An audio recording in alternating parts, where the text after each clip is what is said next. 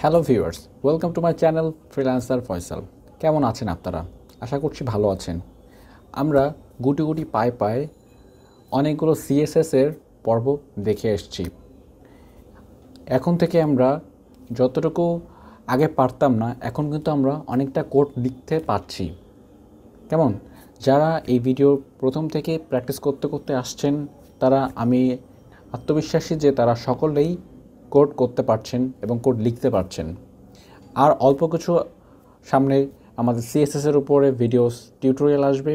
তারপর একটা প্র্যাকটিক্যাল একটা রিয়েল লাইফ প্রজেক্ট তৈরি করব, যেখান থেকে আমাদের যে এতদিন যা শিখেছি তার যে ওয়েবসাইট তৈরি করার যে প্রিভিউ আমরা দেখতে পারবো, আমাদের স্কিলটাকে আমাদের স্কিলের প্রিভিউ দেখতে পারবো। ঠিক আছে?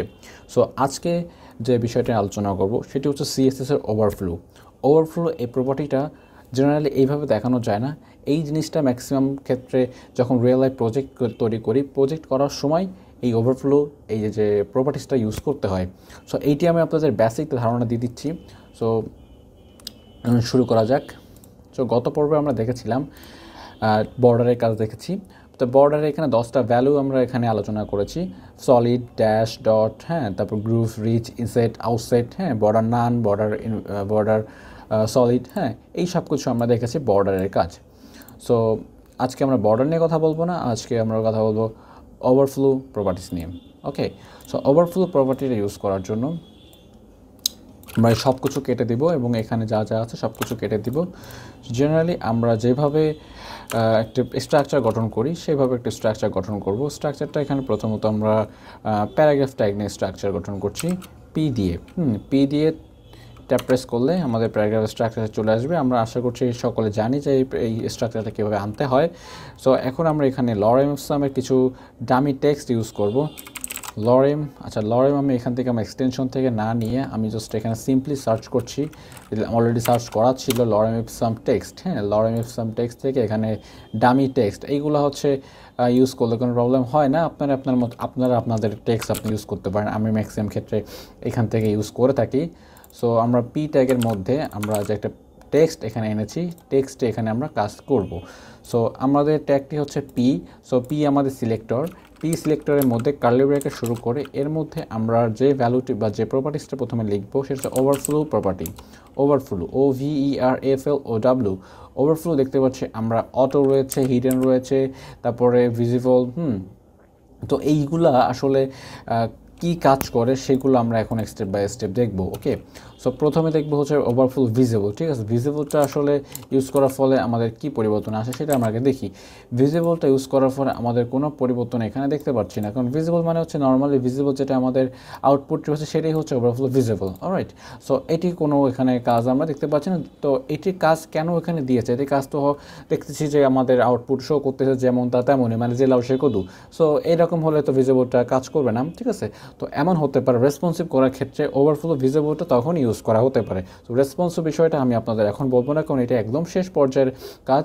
ওয়েবসাইট তৈরি করার পরে রেসপন্সিভ তৈরি করার কাজটি করতে হয়। সো এই কাজটি আমরা পরবর্তীতে শিখবো। সো আপনারা জানিয়ে দিলাম যে রেসপন্সিভ করার ক্ষেত্রে ওভারফ্লোগুলো ইউজ করা হয়ে থাকে। তো ওভারফ্লোর যে প্রপার্টিসটা আমাদের যে ভ্যালুটা রয়েছে সেটি আমরা দেখানোর উদ্দেশ্যেই ওভারফ্লো ভিজিবলটা এখানে দেখিয়েছি। সো নেক্সট যে আমরা ভ্যালুটি দেখবো সেটা হচ্ছে ওভারফ্লোরই ভ্যালু ওভারফ্লো অটো। ওভারফ্লো অটোতেও দেখতে পাচ্ছি কোনো পরিবর্তন নেই। তার মানে অটো মানেও যেমনটি রয়েছে ঠিক তেমনটি এখানে কাজ করবে, is like visible. Okay, alright, so আমরা এটিও দেখে ফেললাম। নাও যেটি দেখবো সেটি হচ্ছে স্ক্রল। ঠিক আছে, স্ক্রল দেওয়ার ফলে দেখুন যে আমাদের একটু লক্ষ্য রাখুন যে আমাদের নিচে লেখার নিচে একটা বার শো করছে, একটা স্ক্রলের একটা বার শো করছে। এই বারটা কেন শো করছে বলুন তো? আমরা এখানে স্ক্রল প্রপার্টি লিখেছি এই কারণে। তো এই বারটা যে শো করলো ঠিক আছে, কিন্তু বারটাতে কীভাবে আমরা স্ক্রল করে টেক্সট উঠাবো নামাবো? আমরা অনেক ওয়েবসাইট দেখতে পারি যে একটা টেক্সট এখানে উঠানো যায় নামানো যায়। ঠিক আছে, সো এইটি যদি আমরা করতে চাই তো সেক্ষেত্রে আমরা প্রথমত আমি এখানে অল্প কিছু এখানে টেক্সট আমি আরও যুক্ত করছি। সো আমি এইটাকে কপি রাখছি, কপি করে আমি জাস্ট এইটাকেই নিচে পেস্ট করছি। সো দেখতে পাচ্ছি এখনও কোনো পরিবর্তন নেই। সো নেই কেন আমি আপনাদের এক্সপ্লেন করছি। ধরুন দেখুন যে আমাদের কিন্তু নিচে এখন অনেক জায়গা রয়েছে। এত জায়গা যতক্ষণ না পর্যন্ত ফিল আপ না হবে ততক্ষণ পর্যন্ত স্ক্রলে যে বারটা কিন্তু শো করবে না। তো আমাদের যদি স্ক্রল বারটাকে যদি শো করাতে হয়, সো আমরা একটা হাইড উইড ইউজ করতে পারি, যেটা নির্দিষ্ট একটা রেখা দিয়ে দিতে পারি যে এই রেখার বাইরে ও যখন যাবে বা এই যে এতটুকু রেখার বাইরে যখন লেখাটি শো করবে তখন বা লেখাটি আসবে তখন স্ক্রল বার শো করবে। আমরা চাইলে সেটাও ডিফল্টভাবে করতে পারি। সো আমরা সেটাকে দেখি। তো আমরা অলরেডি কিন্তু ভিডিও দেখেছি যে মার্জিন, প্যাডিং, হ্যাঁ, এইগুলো সম্পর্কে কিন্তু আমরা অলরেডি ভিডিও আমি আলোচনা করেছি। সো আমি এখানে জাস্ট ভিডিও প্রপার্টিসটা এখানে ভিডিওতে যা করেছি সেটি আমরা দেখাবো না। ভিডিওর মধ্যে যে প্রপার্টিসটা ইউজ করেছিলাম সেটা হচ্ছে মার্জিন, ঠিক আছে, সরি মার্জিন না, এটা হচ্ছে উইড। হ্যাঁ, উইড আমরা ইউজ করব। উইড যদি ইউজ করি, উইড, হ্যাঁ, উইথ এবং হাইট ইউজ করব। উইথ 100 পিক্সেল দিয়ে দিচ্ছি, হ্যাঁ, এবং হাইট আমি আগে লিখছি তারপরে আপনাদের এক্সপ্লেন করছি। হাইট যদি ইউজ করি 200 পিক্সেল। সো আমাদের উইথটা একটু বাড়ালে বেশ ভালো হবে। উইথটা আমি 400 পিক্সেল দিচ্ছি। দেখুন হাইটটা এখানে কোনো প্রয়োজন নেই, আচ্ছা হাইট এখানে দেওয়াই লাগবে, সরি। সো আমরা উইথ এবং হাইট এই দুইটি ইউজ করি, এই দুইটি প্রপার্টিস, হ্যাঁ, এই দুইটি প্রপার্টিস ইউজ করার ফলে আমরা কি করেছি, এই যে পি ট্যাগ, হ্যাঁ, এই যে পি ট্যাগটাকে একটা নির্দিষ্ট সীমার মধ্যে তাকে আটকিয়ে রেখেছি। অর্থাৎ আমরা যে পি ট্যাগটা এখানে নিয়েছি এইটুকু হচ্ছে পি ট্যাগ এবং তার একটি উইথ দিয়েছি যে তোমার বাউন্ডারি হচ্ছে এতটুকু, এতটুকু হচ্ছে 200 পিক্সেল এবং হাইট হচ্ছে এতটুকু। মানে উইথ এটা হচ্ছে আর হাইট হচ্ছে 200 পিক্সেল, উইথ 400 পিক্সেল। এই 400 পিক্সেল করার ফলে দেখুন আমাদের একটা সীমার মধ্যে টেক্সট চলে এসেছে আর এই সীমার মধ্যে যতটুকু টেক্সট এখানে দেখানো শো করার কথা সেটুকু শো করছে, তার বাকিটুকু শো করছে কিন্তু স্ক্রল বারের উপর বেস করে, ঠিক আছে। স্ক্রল বার যখন আমরা স্ক্রল করে নিচে নামবো তখন আমাদের লেখাগুলো সুন্দর করে আস্তে করে উপরে উঠতে থাকবে। এইভাবে আমরা স্ক্রলের কাজটা করতে পারি। সো আমরা এখানে মার্জিনের কথা বলেছিলাম। সো মার্জিন জিনিসটা এখানে আমি যদি করি, সো এখানে হাইড উইডের পরে একটা যদি ট্যাগ ইউজ করি MRGIN মার্জিন, এখানে আমি মার্জিন টপ ইউজ করতে পারি। সো মার্জিন টপ যদি ইউজ করতে চাই, মার্জিন TOP, এখানে মার্জিন হাইফেন টপ লিখে যদি আমরা 50 পিক্সেল ইউজ করি, 50 পিক্সেল ইউজ করার পর দেখুন যে উপর থেকে একটা মার্জিন চলে এসছে। হ্যাঁ, আমরা মার্জিন টপ ইউজ না করে মার্জিনটা ইউজ করে দেখতেই আমাদের লেখাটা কিন্তু একটু মাঝ বরাবর চলে এসছে, দেখতে পাচ্ছি।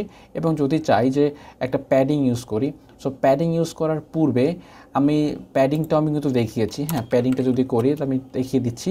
সো তার আগে একটা কাজ করতে পারি যে পি ট্যাগটাকে একটা বর্ডার দিতে পারি, যেহেতু বর্ডার নিয়ে কিন্তু গত পর্বে একটা আলোচনা করেছি যে বর্ডারের কাজটা কি, বর্ডার আসতেই দেখতে ভালো লাগবে। বর্ডারটা আমি দিয়ে তারপরে আমাদের প্যাডিংটা দেখাচ্ছি। বর্ডার 2 পিক্সেল সলিড, এখানে রেডটা ইউজ করি। দেখুন আমাদের বর্ডারটা দেওয়ার ফলে আমাদের লেখাটার চারিপাশে একটা বর্ডার শো করছে। সো এরপর যদি আমরা প্যাডিংটা ইউজ করি, প্যাডিংটা যদি সেম যদি আমরা এখানে, আচ্ছা সেম না, 25 পিক্সেল না, 25 অনেক হয়ে যাচ্ছে, 10 পিক্সেল প্যাডিং ইউজ করার ফলে আমাদের দেখুন লেখার পরও কিন্তু একটু হালকার গ্যাপ সৃষ্টি হয়েছে। 10 পিক্সেল না দিয়ে এখানে 40 পিক্সেল যদি ইউজ করি তাহলে আরও সুন্দর করে দেখা বোঝা যাচ্ছে, কিন্তু এত দিলে আসলে বেশি খারাপ লাগে। সো 20 পিক্সেল দেওয়ার ফলে দেখুন আমাদের এখান থেকে সব জায়গা থেকে কিন্তু একটু জায়গা বেরিয়ে গেছে, ঠিক আছে। তো এটি হচ্ছে প্যাডিংয়ের কাজ ছিল। তো আমরা আশা করছি ওভারফ্লো স্ক্রলের কাজ দেখেছি এবং আর ফাইনাল যেটা রয়েছে এখানে ওভারফ্লো হিডেন, ঠিক আছে। ওভারফ্লো হিডেনটা আসলে কখন কাজ করবে আমি আপনাদের দেখাই। তো দেখুন এটি হচ্ছে আমাদের ওভারফ্লো স্ক্রল। তো স্ক্রলটাকে আমরা মুছে দিচ্ছি। সো দেখুন আমাদের বর্ডারটা দেওয়ার ফলে ওভারফ্লো হিডেনের কাজটা আমি দেখাবো। আমাদের একটি বর্ডার রয়েছে, হ্যাঁ, এতটুকু হচ্ছে আমাদের বর্ডার। সো বর্ডার আমাদের দেওয়া হচ্ছে 400 পিক্সেল, আমাদের এই বর্ডারটা দেওয়া হচ্ছে, কিন্তু আমরা দেখতে পাচ্ছি যে আমাদের বর্ডারের বাইরে কিন্তু আমাদের লেখাগুলো চলে গিয়েছে। আমি চাচ্ছি না যে লেখাগুলো এখানে শো করুক, হ্যাঁ। সো এই লেখাগুলো যখন শো করবে না, এই জিনিসটা কেন হয় আমি আপনাদের আরেকটু এক্সপ্লেন করে বুঝিয়ে দিচ্ছি। আমি একে প্রপার্টিস এখানে লিখি, হ্যাঁ। আচ্ছা এটা হচ্ছে